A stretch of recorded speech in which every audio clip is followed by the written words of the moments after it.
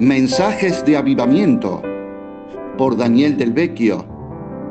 Capítulo 47. El poder de la lengua. Entonces dije: ¡ay de mí, que soy muerto! Porque siendo hombre inmundo de labios y habitando en medio de pueblo que tiene labios inmundos, han visto mis ojos al Rey, Yahvé de los ejércitos. Y voló hacia mí uno de los serafines, teniendo en su mano un carbón encendido, tomado del altar con unas tenazas, y tocando él sobre mi boca, dijo: He aquí que esto tocó tus labios, y es quitada tu culpa, y limpio tu pecado. Después oí la voz del Señor que decía: ¿a quién enviaré, y quién irá por nosotros? Entonces respondí yo: heme aquí, envíame a mí. Isaías 6, del 5 al 8. Este pasaje de Escritura me ha impactado últimamente y me ha hecho ver la gran importancia de cambiar mi conversación. Al ver al Señor en su santidad, el profeta exclamó: ¡ay de mí, que soy muerto, porque siendo hombre inmundo de labios, han visto mis ojos al Rey! Necesitamos una revelación de la santidad de Dios. Una revelación de la santidad de Dios nos hace ver la inmundicia de nuestro corazón, que se expresa por nuestras palabras. Jesús dijo: porque por tus palabras serás justificado, y por tus palabras serás condenado. Mateo 12, 37. Nuestros pensamientos y nuestras palabras van juntos. Las palabras son expresiones audibles de los pensamientos invisibles. Los pensamientos íntimos, inaudibles, se van acumulando, hasta que en el momento menos esperado salen como un torrente por la boca. Nos sorprende la fuente que tenemos dentro. Del corazón salen malos pensamientos, rencores, amarguras, envidias, etc., que contaminan al hombre, porque de la abundancia del corazón habla la boca. Lo triste es que no solamente contamina al que habla, sino a los que escuchan, pues una raíz de amargura contamina a muchos. Cuando Isaías reconoció su estado diciendo: soy hombre inmundo de labios, y el estado de aquellos con quien vivía, entonces Dios envió un serafín teniendo en su mano un carbón encendido tomado del altar con unas tenazas. Al tocarle en la boca, dijo: es quitada tu culpa y limpio tu pecado. Así que nuestras palabras de queja, murmuración e incredulidad son consideradas ante Dios como pecado y nos condena. Santiago dijo que de una fuente no debe salir agua dulce y salada. ¿Acaso alguna fuente hecha por una misma abertura agua dulce y amarga? De una misma boca proceden bendición y maldición. Hermanos míos, esto no debe ser así.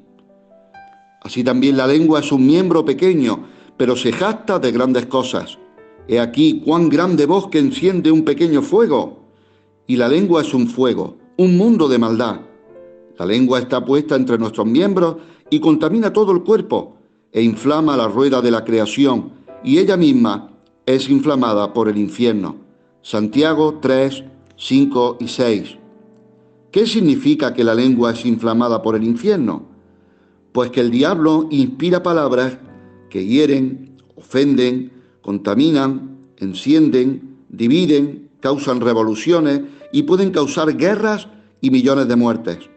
También la lengua, utilizada por Dios, puede traer la preciosa semilla, sanar enfermos, echar fuera demonios y enseñar, corregir, redarguir y establecer iglesias. El llamado. Después oí la voz del Señor. Hay que notar que fue después de esta experiencia de purificación por el carbón encendido que Isaías recibió su llamado. Aunque el Señor ya nos ha llamado, Él nos está llamando a un ministerio más alto y amplio.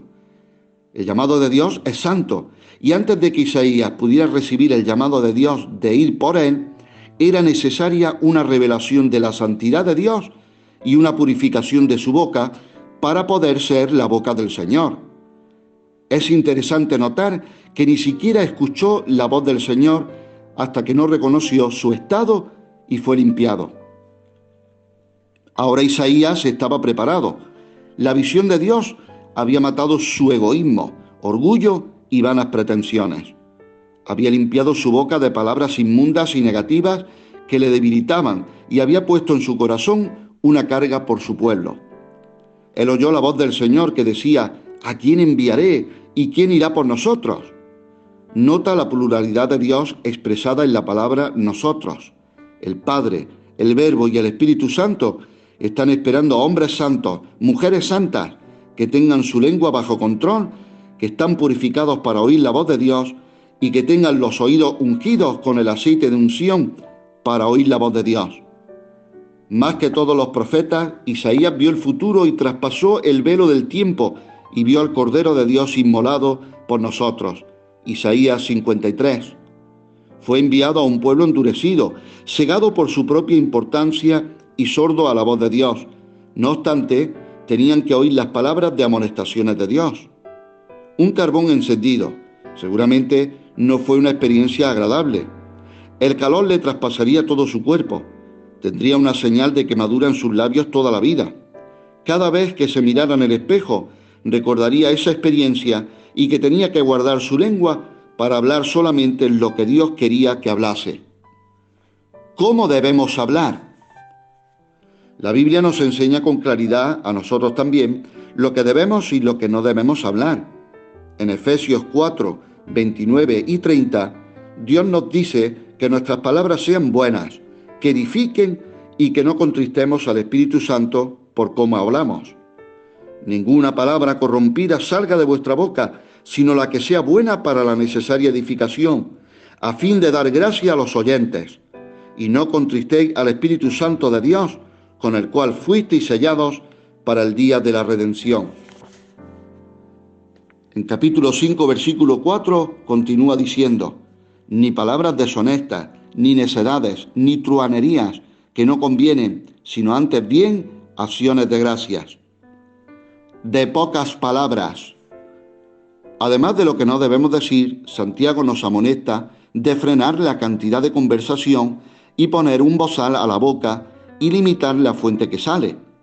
Pues la Escritura dice que en la abundancia de palabras no falta pecado, que seamos de pocas palabras en vez de muchas. En las muchas palabras no falta pecado, mas el que refrena sus labios es prudente. Proverbios 10, 19. Santiago parece que era de pocas palabras, pero cada una de ellas tenía peso. Dijo: si alguno no ofende en palabra, este es varón perfecto, capaz también de refrenar todo el cuerpo. Santiago 3, 2. Aprendemos aquí que el dominio propio sobre los apetitos carnales, comida, bebidas, sexo, etc., comienza con el control de la lengua. Él habla de la doma de animales en el mismo contexto que la doma de la lengua. Todos hemos sido impresionados viendo un caballo bien domado, pero ¿qué diferencia con un burro salvaje?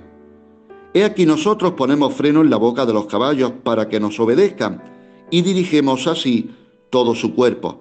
Santiago 3, 3. Aún más dogmático, Santiago escribió: si alguno se cree religioso entre vosotros y no refrena su lengua, sino que engaña su corazón, la religión del tal es vana. Santiago 1, 26. Estas palabras nos deben impactar, pues es fácil ser engañado y que todos nuestros esfuerzos y ministerios sean en vano si no tenemos frenos en la boca. Un coche sin frenos es un peligro para el conductor y los pasajeros, además de para todos los que pueden ser llevados por delante. Recuerda que las palabras son pensamientos acumulados, recuerdos, sentimientos, prejuicios y hábitos de pensar por muchos años. En momentos de descuido sale lo que ha estado almacenado y sumergido en el subconsciente. Antes de poder controlar la lengua, debemos disciplinar la mente. El dominio propio comienza en los pensamientos. Por lo tanto, la Biblia nos limita en lo que debemos pensar y pone 8 categorías o parámetros. En Filipenses 4, 8, el apóstol escribe: por lo demás, hermanos, todo lo que es verdadero, todo lo honesto, todo lo justo, todo lo puro, todo lo amable, todo lo que es de buen nombre, si hay virtud alguna, si algo digno de alabanza, en esto pensar.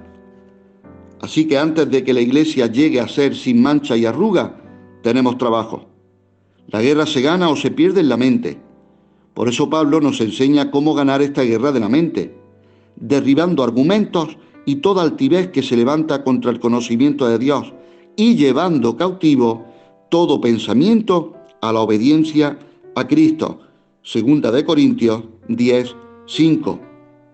Cambiados para siempre. Vamos a canalizar nuestros pensamientos en estas categorías y así vamos perfeccionando la santidad en el temor de Dios. Recordemos que Dios está esperando enviar personas a su mies, los que le representarán, los que hablarán sus palabras a un mundo en tinieblas, los que serán como rayos de luz reflejando el sol de justicia. Pero antes del llamado necesitamos una visión del Altísimo y una experiencia tan profunda que cambiará para siempre nuestra forma de hablar. El carbón se tomó del altar de sacrificio, pues allí es donde debemos presentar nuestros cuerpos en sacrificio vivo, santo, agradable a Dios. Este sacrificio comienza con nuestra voluntad e incluye la lengua. Veo como nunca la imperiosa necesidad de alimentar nuestra fe.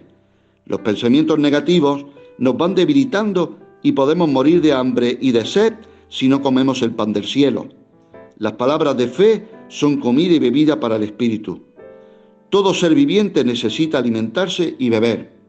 Jesús dijo: si no coméis la carne del Hijo del Hombre y bebéis su sangre, no tenéis vida en vosotros. Juan 6:53. Jesús, como el Verbo hecho carne, nos alimenta a través de su palabra. Sus palabras son vida y espíritu. Esa palabra viviente es lo que vivifica al espíritu humano. Nos protege, nos fortalece y da salud al espíritu. Es nuestra armadura, nuestra defensa y la espada del espíritu. Es el maná del cielo que nos sustenta durante nuestro peregrinaje por el desierto de la vida. El espíritu humano no puede sobrevivir con filosofías humanas. La carne de nada aprovecha. Las palabras de Cristo son espíritu y son vida. Los pensamientos carnales son como la basura que tenemos que eliminar de la mente. Así como el cuerpo necesita el sistema de eliminación, así la mente necesita rechazar los pensamientos que nos debilitan.